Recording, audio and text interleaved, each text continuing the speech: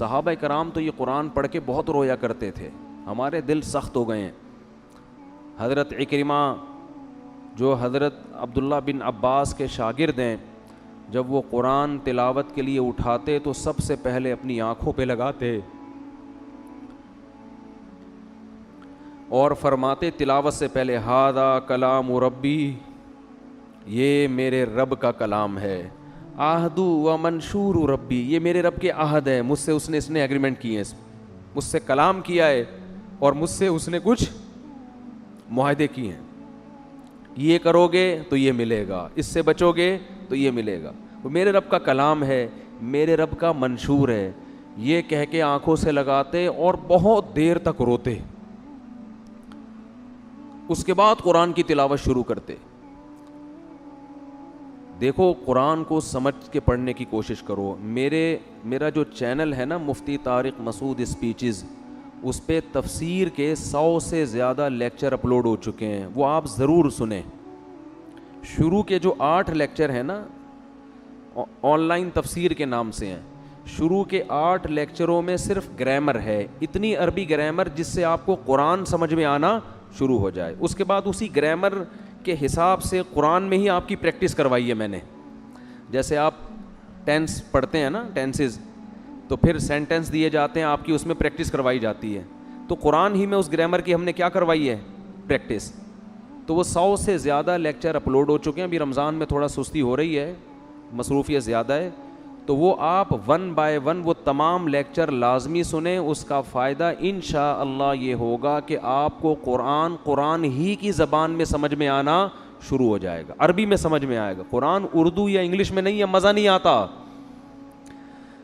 ابے یار کیسے سمجھائیں. وما تلک بیمینک یا موسیٰ قال ہی عصایا واوحینا الی ام موسیٰ ان ارضعیہ فاذا خفت علیہ فالقیہ فی الیم ولا تخافی ولا تحزنی انا رادوہ الیک وجاعلوہ من المرسلین.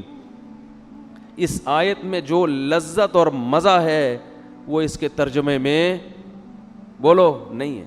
اللہ حضرت موسیٰ کی ماں سے خطاب کر رہا ہے. حضرت موسیٰ کی ماں سے کیا کر رہا ہے, خطاب. وَأَوْحَيْنَا إِلَىٰ أُمِّ مُوسیٰ, ہم نے موسیٰ کی ماں کو کہا ان ارضعیہ, اسے دودھ پلا. فَإِذَا خِفْتِ عَلَيْهِ, جب تجھے ڈر ہونا کہ فرعون قتل کر دے گا, فَأَلْقِيهِ فِي الْيَمِّ, دریا کے حوالے کر دے. وَلَا تَخَافِي وَلَا تَحْزَنِي, خوف مت کر, غم مت کر.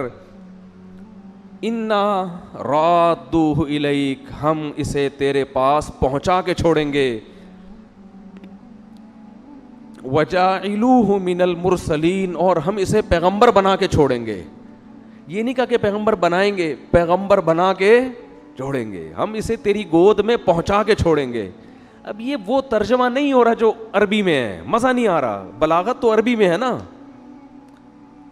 تو اس لیے قرآن کو قرآن کی زبان میں سیکھنے کی کوشش کریں, پھر قرآن پڑھنے میں بھی مزہ آئے گا اور قرآن سننے میں بھی. تو وہ لیکچر ضرور سنیں پابندی کے ساتھ, تھوڑا ٹائم لگا کر, تمیز سے. 40 منٹ کے ایک لیکچر ہوتا ہے, تو 100 دنوں میں 100 لیکچر انشاءاللہ آپ سن لیں گے, اور قرآن سامنے رکھ کے سنا کریں.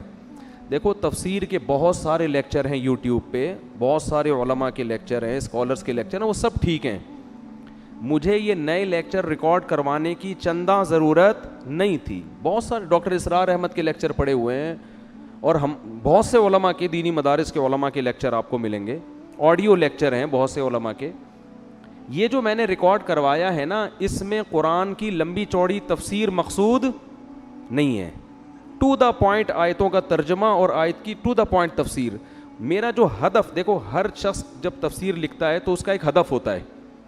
تو میرا ہدف اس میں یہ تھا کہ لوگ جب قرآن مجید کی تلاوت کریں تو ان کو آیتوں کا مفہوم عربی میں سمجھ میں آئے, وہ ترجمے کے محتاج نہ رہیں. تو جس کا یہ ہدف ہے نا, اس کے لیے میری معلومات کے مطابق اس جیسے لیکچر ابھی تک یوٹیوب پہ مجھے نظر نہیں آئے. ہو سکتا ہے ہوں, لیکن میری نالج میں نہیں ہے.